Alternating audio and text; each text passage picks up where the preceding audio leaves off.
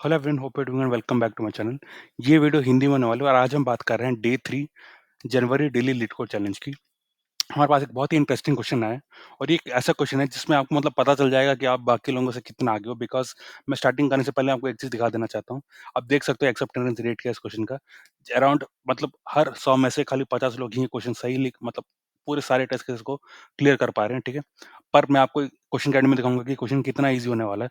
अगर आपने लास्ट के कुछ क्वेश्चन्स भी किए हैं मतलब कि जनवरी डेली कोड चैलेंज के जो स्टार्टिंग के 1-2 क्वेश्चन था, अगर आपने वो भी किए हैं, ओके? ये तो डे 3 है। अगर आपने डे 1 एंड 2 के किए हैं, तो मैं डैम श्योर हूँ कि आप ये भी सॉल्व कर सकते हो। सो इससे आप समझ सकते हो कि कितना डिफरेंस आ रहा है कि इतना ईज़ी कॉन्सेप्ट है but still only half of the people are able to solve it, okay? मतलब जो जितने अटेम्प्ट्स हो उनमें से केवल 50 अटेम्प्ट्स ही मतलब एक्सेप्ट हो रहे हैं। एक्सेप्टेंस उसके 50 है। सो यही डिफरेंस आ जाता है अगर आप कंसिस्टेंटली कर रहे हो और अगर आप कंसिस्टेंट नहीं हो। आपको चीज़ें आ रही होंगी पर आप इम्प्लीमेंट नहीं कर पा रहे होगे, कुछ ऐसा आपको रोक रहा होगा जो कि मतलब बहुत ही छोटी चीज़ है। अगर आप कंसिस्टेंट होते तो उन चीज़ों को भी आप क्लियर कर पाते और सबमिट कर पाते, ठीक है? मैं बस वही आपको दिखाना चाह रहा था। And coming to today's question, ये बहुत ही सिंपल होने वाला है। उससे पहले आप देख लो ये क्या होने वाला है। देखो इसमें आपको एक सिंपल इंटीजर अरे दिया जाएगा, उसके बारे में देख लेते हैं पहले। हर एलिमेंट इसमें जो आपको दिया जाएगा वो इस वाले रेंज का होगा, दैट इज़ फ्रॉम -10⁵ टू +10⁵, ठीक है? और जो लेंथ होगी मतलब कि जो मतलब टोटल नंबर ऑफ एलिमेंट्स होंगे इसमें वो होंगे इस रेंज में, 10⁵ की रेंज में होंगे, ठीक है? अब समझ लेते हैं क्वेश्चन क्या है। या देखो ये है question 2270 number of ways to split array. ये वर्ड देख के आप डर मत जाना क्योंकि देखो बहुत से लोग ये चीज़ें देख के डर जाते हैं कि स्प्लिटिंग के बारे में, अरे के बारे में, मतलब स्ट्रिंग्स के बारे में, मतलब सबअरेज के बारे में तो बहुत ही डिफरेंट होगा, सबसीक्वेंस के बारे में तो डिफरेंट होगा, डिफिकल्ट होगा। बट ऐसा कुछ नहीं, ये वाला क्वेश्चन बहुत ही सिंपल है। You are given a 0 index integer array nums of length n nums contain an valid splitter index I if the following conditions are true, ठीक है? क्या कंडीशंस हैं? The sum of I plus 1 elements is greater than or equal to remaining elements, ठीक है? आप इसके चक्कर में मत पड़ो, आपको बहुत कन्फ्यूजन होगी कि क्या लिखा है, इसके चक्कर में मत पड़ो। देखो बहुत ही सिंपल है, n minus open bracket I plus 1 close bracket. इसका मतलब क्या है कि यानी n माइनस ये एलिमेंट्स, ठीक है? अगर आप n माइनस ये एलिमेंट्स करोगे तो क्या बचेंगे? रिमेनिंग एलिमेंट्स बचेंगे। तो ये वही है, ठीक है? n माइनस I माइनस 1 जो होता है वो वही है। n minus open bracket I plus 1 close bracket. अगर आप वो करोगे तो आपको ये मिलेगा। तो कहने का मतलब ये है कि आप फर्स्ट I प्लस 1 एलिमेंट्स ले लो, ठीक है? आप जिस भी इंडेक्स I में हो, तो उसके लेफ्ट के सारे एलिमेंट्स ले लो, ठीक है? आपका फर्स्ट I प्लस 1 एलिमेंट्स हो गया। अगर उसका sum greater than equal to remaining elements है, तो आप कह सकते हो कि ये कंडीशन आपका सैटिस्फाई हो रहा है, ठीक है? पहली चीज़ हो गई। आई होप आपको प्लस समझ में आया हो क्या हो रहा है। आपको हर इंडेक्स में जाना है, ठीक है? उस इंडेक्स को इंक्लूड करते हुए और उसके लेफ्ट में जो भी एलिमेंट है उन सबका सम ले लो, ठीक है? अभी हम एग्जांपल 1 में देखेंगे, पर जस्ट थ्योरेटिकल मैं आपको समझा रहा हूँ। आप एक इंडेक्स I में हो, उस इंडेक्स को इंक्लूड करते हुए उसके लेफ्ट में जितने एलिमेंट्स हैं, उन सबका सम ले लो, ठीक है? अगर वो ग्रेटर दैन इक्वल टू हुआ रिमेनिंग एलिमेंट्स हैं, यानी कि उसके राइट के जो भी एलिमेंट्स हैं, उन सबसे उनके सम से ग्रेटर देन हुआ, तो ये फर्स्ट कंडीशन ट्रू होगा, ठीक? अब हम एग्जांपल 1 में देखेंगे, आपको पूरा टॉपिक क्लियर हो जाएगा। There is at least one element to the right of i, ठीक है? यानी कहने का मतलब ये है कि तो अब मैं आपको एग्जांपल में समझा देता हूँ। देखो ऐसा कह रहे हैं कि आपको हर आई में जाना है और उसके आपको देखो क्वेश्चन का मतलब ये है ना कि आपको 2 पार्ट्स में स्प्लिट करना है, ठीक है? ये स्प्लिट की बात कर रहे हैं, स्प्लिट का मतलब क्या होता है? अगर हम एक स्प्लिट करेंगे तो अरे 2 पार्ट्स में स्प्लिट हो जाएगा, ठीक है? मान के चलो ये एक पार्ट हो जाएगा, ये एक पार्ट हो जाएगा, ठीक है? अब ये ऐसा कह रहे हैं कि स्प्लिट ऐसे करो कि मतलब जो आपके 2 हाफ्स हो रहे हैं, राइट? दोनों हाफ्स में एटलीस्ट एक एलिमेंट हो, ठीक है? ये वही कह रहे हैं। There is at least one element to the right, ठीक है? यानी कि कहने का मतलब ये है कि देखो सबसे पहला स्प्लिट कैसे होगा? मैं खाली ये एक एलिमेंट मेरे लेफ्ट में रहेगा और बाकी 3 एलिमेंट मेरे राइट में रहेंगे, ठीक है? बाकी 3 एलिमेंट मेरे राइट में रहेंगे, ठीक है? ये हो गया पहला स्प्लिट। ठीक है, दूसरा स्प्लिट कैसे होगा? 10 एंड 4 एक मतलब पार्ट में आकर यानी कि लेफ्ट फ्रंट में आ गया मान के चलो और जो रिमेनिंग एलिमेंट्स हैं वो आपके दूसरे पार्ट में आ गए। तो ये हो गया आपका सेकंड स्प्लिट, ठीक है? थर्ड स्प्लिट कैसे होगा? अभी आपको दिखाता हूँ अभी। ये हो जाएगा आपका थर्ड स्प्लिट, ठीक है? आपने पहले 3 एलिमेंट्स एक में ले लिए, खाली एक रिमेनिंग एलिमेंट आपका लास्ट में चला जाएगा, ठीक है? ये हो गया आपका third split. Remember third split के बाद आगे नहीं कर सकते क्यों? देखो थर्ड स्प्लिट में ही एक केस ऐसा हो गया ना क्योंकि जो राइट एलिमेंट है उसमें खाली एक ही रहता है, ठीक है? जैसे कि इन्होंने कहा कि there should has to be at least one element towards the right of I, ठीक है? तो ये कहने का मतलब है कि आप इसके आगे नहीं जा सकते। तो आप इतना समझ लो अगर आपके n एलिमेंट्स हैं, तो खाली आप n-1 स्प्लिट्स ही कर सकते हो, ठीक है? उससे ज़्यादा आप नहीं कर सकते, ठीक है? और कहन आपको क्या रिटर्न करना है? Return the number of valid splits in nums, ठीक है? अभी आपको डिटेल में देख लेते हैं एग्जांपल 1 का। इन्होंने काफ़ी अच्छे से दिया है बेसिकली एग्जांपल 1 का। आप आराम से इसमें जाके देख सकते हो। मैं आपको एक बार क्विकली समझाता हूँ कि वो क्या है। देखो सबसे पहली स्प्लिट क्या है? 10 है, ठीक है? उसके बाद क्या है? बाकी जो रिमेनिंग एलिमेंट्स है 4, 8, -7 सॉरी 4, -8, 7 ये एक साइड है, ठीक है? अब हम इनका सम ले लेंगे। तो 10 क्योंकि एक एलिमेंट है उसका सम भी 10 होगा और 4, 8, -7 का अगर आप सम लोगे तो आपको मिलेगा 3, ठीक है? क्योंकि 10 is greater than equal to 3 तो ये वाला जो स्प्लिट है ये वैलिड है, ठीक है? जो i इक्वल टू 0 है वो एक वैलिड स्प्लिट है, ठीक है? Point number 1। अब सेकंड वाले स्प्लिट में आ जाते हैं। देखो सेकंड स्प्लिट कैसा होगा? 10, 4 एक में आ जाएँगे, ठीक है? और -8 और 7 वो एक में आ जाएँगे। अब इसका सम क्या होगा? लेफ्ट वाले का सम क्या होगा? 10 4 का सम हो जाएगा 14 -8 7 का सम हो जाएगा -1, ठीक है? तो अभी आप देख सकते हो since 14 is greater then -1, I equal 1 is a valid split, ठीक है? सेकंड वाला भी वैलिड स्प्लिट हो गया। अब थर्ड में आ जाते हैं। थर्ड क्या होगा? देखो ये ऐसा होगा 10, 4 एंड -8 एक में आ गया और 7 अकेला एक में आ जाएगा, ठीक है? तो इसका सम क्या हो जाएगा? लेफ्ट वाले का सम हो जाएगा 10 + 4 -8, ठीक है? यानी कि ये हो जाएगा 6। 6 और दूसरे का सम हो जाएगा 7, ठीक है? Since 6 is not greater than equal to 7, thus I equal to 2 is not a valid split. तो मेरे जो 3 स्प्लिट पॉसिबल थे, ठीक है? मैंने उस तीनों को एनालाइज़ किया। मुझे मिलता है कि खाली 2 स्प्लिट यानी कि इंडेक्स 0 वाला स्प्लिट और इंडेक्स 1 वाला स्प्लिट ही वैलिड है, ठीक है? इंडेक्स 2 वाला स्प्लिट वैलिड नहीं है। फॉर दैट रीज़न मुझे 2 एज़ अ आंसर रिटर्न करना है क्योंकि खाली 2 स्प्लिट्स ही वैलिड हैं, ठीक है? आप एग्जांपल 2 में भी आराम से जाके देख सकते हो, सेम आइडिया हम लगाने वाले हैं। आप इसको सॉल्व कैसे करेंगे? देखो, अगर आपने कल के या फिर जो 1 दिन पहले का वीडियो अगर आपने देखा होगा, तो उसमें हमने प्रीफिक्स सम के बहुत सारे क्वेश्चन्स किए हैं, ठीक है? इसमें प्रीफिक्स सम का यूज़ कैसे आएगा देखो, कहने का मतलब ये है कि अगर मैं जैसे 4 में हूँ, मुझे चाहिए कि 4 के राइट में जितने एलिमेंट्स हैं, उन सबका सम क्या है, ठीक है? मुझे खाली इतना चाहिए। क्यों? क्योंकि देखो मैं जब तक बाय द वे जब तक जैसे मैं 4 में आता हूँ, मैंने 10 को क्रॉस किया होगा, राइट? तो मुझे 10 और 4 का सम वैसे ही मेरे पास होगा। मुझे खाली इसके राइट वाले एलिमेंट्स का सम चाहिए। तो उसके लिए आप प्रीफिक्स सम यूज़ कर सकते हो। प्रीफिक्स सम यूज़ करने का डिसएडवांटेज ये है ना, कि आपको एक अरे उसके लिए मेंटेन करना पड़ेगा, जिस वजह से आपकी जो स्पेस कॉम्प्लेक्सिटी होगी ना, वो O ऑफ n हो जाएगी, ठीक है? उस वजह से बट ये सॉल्यूशन भी एक्सेप्टेबल है, बट ओनली थिंग इज़ आपकी O of n space complexity हो जाएगी। बट जो सॉल्यूशन मैं आपको अभी दिखाने वाला हूँ, उसमें हम कांस्टेंट स्पेस कॉम्प्लेक्सिटी में ही ये करके दिखाएँगे, ठीक है? वो कैसे होगा अभी आपको दिखाता हूँ। तो इसको हम कर क्या रहे हैं, सबसे पहले मैंने n ले लिया, ठीक है? उसके बाद मैं टोटल सम ले रहा हूँ, यानी कि अरे में जितने एलिमेंट्स हैं, उन सबका मैं सम ले रहा हूँ, ठीक है? उसके बाद मैं करंट सम मेंटेन कर रहा हूँ। करंट सम होगा कि मैं अभी जिस इंडेक्स में हूँ, उस तक मतलब उस तक पहुँचने के लिए जितने एलिमेंट्स को मैंने क्रॉस किया, उसका सम क्या था। मान के चलो जैसे मैं ith एलिमेंट में हूँ, तो इंक्लूडिंग ith एलिमेंट उसके लेफ्ट के जो भी एलिमेंट्स हैं, उन सबका सम क्या है, ठीक है? अभी आप देखोगे हम कैसे कर रहे हैं और ये हमारा फाइनल आंसर होगा, ठीक है? इसको हम रिटर्न करेंगे। तो मैं क्या कर रहा हूँ, मैं जा रहा हूँ 0 से n-2 तक, ठीक है? क्योंकि आपने देखा होगा ना कि ये अननोन दिया कि एटलीस्ट एक एलिमेंट होना चाहिए। तो इस वजह से हम कहाँ से आ रहे हैं 0 से n-2 तक हम जाएँगे, ठीक है? सबसे पहले करंट एलिमेंट को आप करंट सम में ऐड कर दो, ठीक है? रिमेंबर ये मैं आपको ज़ूम करके दिखा देता हूँ, ये जो है ये शॉर्ट हैंड बोलते हैं, ठीक है? ये प्लस इक्वल टू यानी कि current sum is equal to current sum plus nums of i, ठीक है? तो करंट जो भी एलिमेंट है ये, इसको हमने करंट सम में ऐड कर दिया, ठीक है? सेकंडली हमें क्या करना है, इस वाले एलिमेंट को टोटल सम से माइनस कर दो। कहने का मतलब क्या है? देखो इस ऑपरेशन के बाद क्या होगा, करंट सम में इंक्लूडिंग करंट एलिमेंट उसके लेफ्ट के जितने भी एलिमेंट्स हैं उन सबके सम आ जाएँगे और ये जो टोटल सम है इसमें क्या होगा, all the elements toward the right of I जो भी हैं उनके सम इसमें आ जाएँगे, ठीक है? अब समझ रहे हो ना मैं क्या कर रहा हूँ? करंट सम में इंक्लूडिंग करंट इंडेक्स और करंट इंडेक्स के लेफ्ट में जितने भी एलिमेंट्स हैं उन सबका सम करंट सम में आ जाएगा। टोटल सम क्या होगा? टोटल सम होगा कि अभी करंट एल इंडेक्स आई के राइट में जितने भी एलिमेंट्स हैं उन सबका सम टोटल सम में आ जाएगा। क्यों? क्योंकि देखो हमने जितने भी एलिमेंट्स को अभी तक फेस किए हैं उन सबको हम इसमें सेपरेट करते आ रहे हैं, ठीक है? तो अभी इसमें क्या वैल्यू बचेगी? इसमें खाली उतने सम एलिमेंट्स की वैल्यू बचेगी जो कि आई के राइट में होंगे, ठीक है?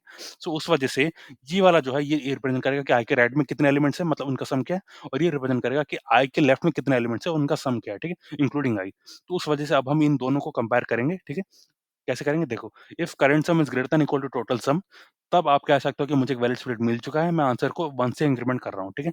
ये वैसे ही चलता जाएगा, हमें 0 से n-2 तक हम ऐसे ही करते जाएँगे और जितने भी वैलिड स्प्लिट्स मिलेंगे उसको हम फाइनली रिटर्न कर रहे हैं, ठीक है? मैं आपको एक बार जल्द से रन करके दिखा देता हूँ कि कैसे दिख रहा है। उसके बाद हम जावा में भी जाएँगे, जावा के 2 सॉल्यूशन हम डिस्कस करेंगे, ठीक है? आप देख सकते हो पहले i इक्वल टू 0 में है, ठीक है? इसमें जो स्प्लिट दैट कि मतलब i इक्वल टू 0 मतलब ये पहला स्प्लिट होगा, मतलब ये रिमेनिंग एलिमेंट्स होंगे, ठीक है? तो अभी जो पहला एलिमेंट है उसका सम कितना है 10 है, रिमेनिंग एलिमेंट्स का सम है 3 तो ये वैलिड स्प्लिट हो गया।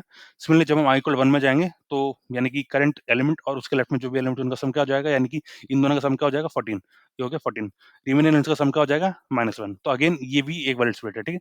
i equal to 0 i equal to 1 split है।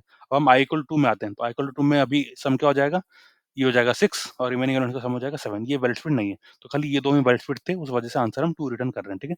सिमिलरली फॉर केस 2 आप आराम से जाके देख सकते हो आउटपुट में, राइट? यप। तो या तो इस तरीके से हम कर रहे हैं। अगर आप इसकी स्पेस और टाइम कांस्टेंट को एनालाइज़ करोगे तो देखोगे कि ये जो चीज़ें ये मतलब कांस्टेंट है ये they are not dependent on n for that reason इसकी जो स्पेस कॉम्प्लेक्सिटी होगी O ऑफ 1 होगी यानी कि O ऑफ कांस्टेंट और जो टाइम कॉम्प्लेक्सिटी होगी आप देख सकते हो हम मतलब फॉर लूप लगा रहे हैं, हर एलिमेंट में एक बार जा रहे हैं और इसको करने के दौरान भी ऐसे ही कुछ हुआ होगा इंटरनली हम हर एलिमेंट में एक बार जा रहे हैं। तो इन दोनों की वजह से ये O of n time complexity होने वाली है, ठीक है? अगर हम बात कर लें जावा की, देखो जावा में एक चीज़ दिखाऊँगा मैं आपको, ये देख सकते हो आप, पाइथन में हमने सीधा सम फंक्शन का यूज़ किया और हमें सम मिल जा रहा है, ठीक है? जावा में इसको करने के लिए आपको थोड़ा-सा सावधान होना पड़ेगा। अब हम उसके बारे में बात करेंगे। देखो जावा में आपको कुछ ऐसा करना रहता है सम के लिए, हम इसमें आएँगे अभी पर उससे पहले मैं आपको पूरा सॉल्यूशन एक बार एक्सप्लेन कर देता हूँ, फिर हम इसको डिटेल में डिस्कस करेंगे क्योंकि मैंने एक और सॉल्यूशन भी इसके रिगार्डिंग बनाया हुआ है, ठीक है? हम वही लास्ट में डिस्कस करेंगे। तो इसमें हम क्या करें सेम चीज़ कर रहे हैं, n ले लिया, इसमें रिमेंबर मैंने आपको स्टार्टिंग में ही कहा था कि जो मतलब इसमें कंस्ट्रेंट्स दिख रहा है राइट, कि एक ही एलिमेंट -10^5 से +10^5 हो सकता है। टोटल एलिमेंट्स भी 10^5 तक हो सकते हैं। उस वजह से आप टोटल सम जब लेने जा रहे हो, आपको समझना पड़ेगा कि इंट की लिमिट को एक्सीड कर रहा है, उस वजह से आपको लॉन्ग लेना पड़ेगा, ठीक है? As simple as that. मैं हर एलिमेंट में जा रहा हूँ, उन सबके सम को दैट इज़ हर एलिमेंट को मैं टोटल सम में ऐड करता जा रहा हूँ, ठीक है? इस ऑपरेशन के बाद मेरा टोटल सम हो जाएगा sum of all elements in nums, ठीक है? फाइन। फिर हमने करंट सम डिक्लेयर किया जो कि लॉन्ग है अगेन, जो कि 0 है इनिशियली। सिमिलरली हमने आंसर को भी इनिशियलाइज़ किया, ठीक है? अब हम हर एलिमेंट में जाएँगे starting from i is equal to 0 till n-2, ठीक है? हम I इक्वल टू 0 से n-2 तक जाएँगे, सेम चीज़ कर रहे हैं। करंट सम में हम क्या करेंगे? करंट एलिमेंट को ऐड कर देंगे। टोटल सम में हम क्या करेंगे? करंट एलिमेंट को सब्ट्रैक्ट कर देंगे, ठीक है? अब ये मुझे बताएगा कि from that is current element I and all elements what is left, उन सबका सम ये है।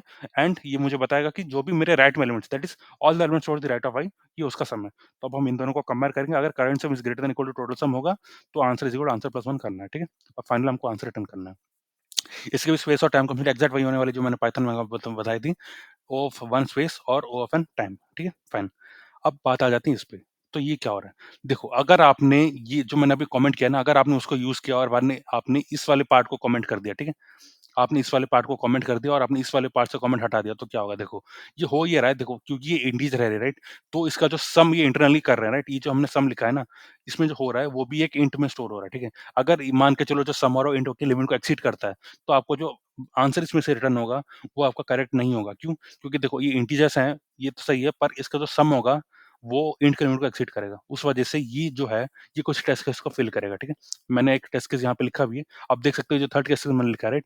इसमें क्या हो रहा है ना, ये जो सम होगी इन जो भी एलिमेंट्स की है, ये इंट की लिमिट को एक्सीड कर रही है। उस वजह से अगर आपने इस तरीके से इसको लिखा है, तो ये आपका आंसर सही नहीं है। अगर रिमेंबर कोई एरर नहीं दिखाएगा, पर जब आप सबमिट करोगे आपका आंसर रॉन्ग आएगा। क्यों? क्योंकि जो ये टोटल सम आप रिकॉर्ड कर रहे हो वो actually less than total sum है। क्यों? ये इंट के लिमिट के बाद से रुक जा रहा है। मतलब कि जो इंट का लिमिट है ना, ये वहाँ तक ही रिकॉर्ड करेगा, उसके बाद का जो भी होगा वो ओवरफ्लो हो जाएगा, यानी कि वो रिकॉर्ड ही नहीं कर रहा उन्होंने, ठीक है? तो वो एक डिसएडवांटेज है। उस डिसएडवांटेज को ओवर करने के लिए आप क्या करोगे? 2 चीज़ें हैं आपके पास, ठीक है? एक तो आप इस तरीके से कर दो, ठीक है? आपने लॉन्ग डिक्लेयर किया, आप हर एलिमेंट में गए और उसमें ऐड करते चले गए, ठीक है? आप ऐसा कर सकते हो। दूसरी चीज़ है कि आप कुछ ऐसा करो, देखो ये क्या है, सेम चीज़ हम कर रहे हैं, अरेज में डॉट स्ट्रीम में जा रहे हैं, इसमें हम नम्स अरे पास कर रहे हैं जो कि इंटीजर अरे, पर सम से पहले डॉट सम से पहले हम क्या कर रहे हैं, हम इसको यूज़ कर रहे हैं, इस वाले फंक्शन को कॉल कर रहे हैं। ये क्या करेगा? ये इंश्योर करेगा कि हर नंबर को as a long data type का एलिमेंट समझा जाए, ठीक है? उससे एडवांटेज ये होगा कि जब इसको इंटरनली इवैल्यूएट कर रहे होंगे, तो जो आंसर स्टोर हो रहा होगा, मतलब जो सम स्टोर हो रहा होगा हर स्टेप में, वो एज़ अ लॉन्ग स्टोर होगा, ठीक है? इंटरनली वो एज़ अ लॉन्ग स्टोर होगा। तो कहने का मतलब ये है कि इसके थ्रू जब आप सम करोगे, तब आपको जो रिजल्ट आएगा, वो as a long data type वाला आएगा। तो उस वजह से जो इंट की लिमिट ओवरफ्लो हो रही थी ना पहले, वो नहीं होगी अब, क्योंकि अब जो सम की जो लिमिट है, वो लॉन्ग हो जाएगी, ठीक है? तो as a long answer return होगा, और क्योंकि आप लॉन्ग यूज़ कर रहे हो, तो इंट की लिमिट को एक्सीड होने के बाद भी वो चीज़ें स्टोर कर रहा है, ठीक है? Simple as that. और क्योंकि आपने इसको भी लॉन्ग डिक्लेयर किया है, तो आपको इश्यू ही नहीं होगा, ठीक है? As simple as that. तो आप इस वाले पार्ट को कमेंट करके कुछ ऐसा लिख सकते हो, आपको खाली ये एक एडिशनल चीज़ इंक्लूड करनी है, ठीक है? मैं आपको एडवाइस करूँगा कि आप स्ट्रीम्स के बारे में समझना शुरू कर दो, क्योंकि बहुत ही हेल्पफुल फंक्शन है।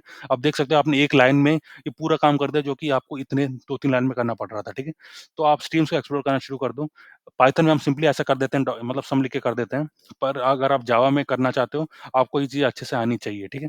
अदरवाइज़ जैसे कि मैंने आपको बताया, राइट, आपको एरर नहीं आ रहा है, आप ऐसा करोगे तो कोई एरर नहीं आएगा, बट आपका जो सम है, मतलब कि जो टोटल सम हो रहा है, वो रियल में वैसा सम नहीं है, ठीक है? मतलब आप मान के चलो टोटल सम आपका 7,000 आ रहा है, जब आप ऐसा करोगे आप सम खाली 5,000 में रुक जाएगा, समथिंग लाइक, मैं एग्ज़ाम्पल दे रहा हूँ, समझ रहे हो ना? मतलब पूरी वैल्यू तक नहीं जाएगा, एक लिमिट के बाद रुक जाएगा। तो ये चीज़ आपको समझनी पड़ेगी, ये वार्निंग्स आपको मिलेंगे अगर आप कोई अच्छा कंपाइलर यूज़ करते हो तो। आई मीन जो सॉरी, एक आईडी जो आपको यूज़ करते हो, अच्छा यूज़ करते हो, आपको वार्निंग्स मिलेंगी इन चीज़ों की। पर अगेन लीड कोड जैसे प्लेटफ़ॉर्म्स में इन चीज़ों में आपको वार्निंग्स नहीं मिलती हैं। तो जस्ट इस चीज़ का एक बार ध्यान रखना। सो yeah that was all for this video, and अगर आपको मेरे एफर्ट्स पसंद आता है, अगर आपको कुछ भी नया सीखने को मिलता है, प्लीज़ चैनल को सब्सक्राइब करें। This really gives us a lot of motivation to continue further. So yup, जैसे कि मैंने आपको स्टार्टिंग में वीडियो को बताया था, देखो क्वेश्चन कितना सिंपल था, ठीक है? कितना छोटा कोड है इसका। इसको आप, मैंने तो अभी ऑप्टिमल तरीके से आपको करके दिखाया, आप इसको ऑफ एंड में भी करते स्पेस कॉम्प्लेक्सिटी में, तो भी आपका सॉल्यूशन एक्सेप्ट हो जाता है। पर फिर भी आप देख सकते हो खाली खाली ऑलमोस्ट 50% लोग ही इसको कर पा रहे हैं, मतलब एवरी 100 से मतलब सबमिशन में से खाली 50 सबमिशंस ही एक्सेप्ट हो रही हैं, ठीक है? खाली 50 आंसर्स को ही सारे टेस्ट केसेस क्लियर कर पा रहे हैं वो, ठीक है? सो आप देख सकते हो कि कितना डिफरेंस आ रहा है। अगर आप डेली करोगे कोड, तब आप इस वाले मतलब इस 54 से ऊपर हो सकते हो, ठीक है? आई मीन टू से कि जो रिमेनिंग लोग हैं ना, आप उनसे ऊपर आ सकते हो। आप इस वाले रेंज में आ सकते हो जहाँ पे आपका चीज़ एक्सेप्ट हो रही हो। रिमेंबर उनको भी चीज़ें आ रही होंगी पर वो कहीं-सी छोटी जगह में फेल हो रहे होंगे। जैसे कि मैंने कहा, जैसे मीडियम लेवल क्वेश्चन में क्या होता है ना, इसी चीज़ की वजह से लोग फेल कर जाते हैं, देखो। क्योंकि उन्होंने ऐसा कुछ यूज़ नहीं किया होगा। वो सिंपली सम ले रहे होंगे और कर रहे होंगे। तो उन्होंने लॉन्ग या फिर डिक्लेयर नहीं किया होगा। इन रीज़न्स की वजह से वो फेल हो जाते हैं, ठीक है? तो यप, डेली कोड करो। आई एम डैम श्योर कि अगर आपको सही बेनिफिट चाहिए ना, अगर मतलब आप 1 साल करके देख लो, मैं आपको लिख के दे सकता हूँ कि जो लोग नहीं कर रहे हैं, उनके में से और आपके में से एक बड़ा डिफरेंस नज़र आने लगेगा आपके कोड में और उनके कोड में, ठीक है? ये डिफरेंस नज़र आता है, इंट्रो में भी ये नज़र आता है। आप ये बात लिख के ले जाओ, ऐसा होता है। एंड रिमेंबर वन थिंग, जो लोग गूगल में हैं आज, वो ये सब करके ही वहाँ पहुँचे हैं। मतलब जो भी फैंग कंपनीज़ में, बड़ी-बड़ी कंपनीज़ में, वो लोग ऐसी चीज़ें करके ही, मतलब यही सब करके वो पहुँचे, यही लीड कोड उन्होंने भी किया है। ये सब करके ही वो वहाँ पहुँचे। एट द सेम टाइम वो अब भी ये सब कर रहे हैं, बिकॉज़ दे नो इसकी इम्पोर्टेंस क्या है। तो आपको प्लीज़ इसको हल्के में मत लो, डेली करो। रिमेंबर वो लोग भी कर रहे हैं, गूगल जैसे कंपनी में पहुँचने के बाद भी कर रहे हैं, तो सोच लो कि कितनी ज़रूरी है ये चीज़ें। सो yeah that was all for this video. Please subscribe करो चैनल को यार।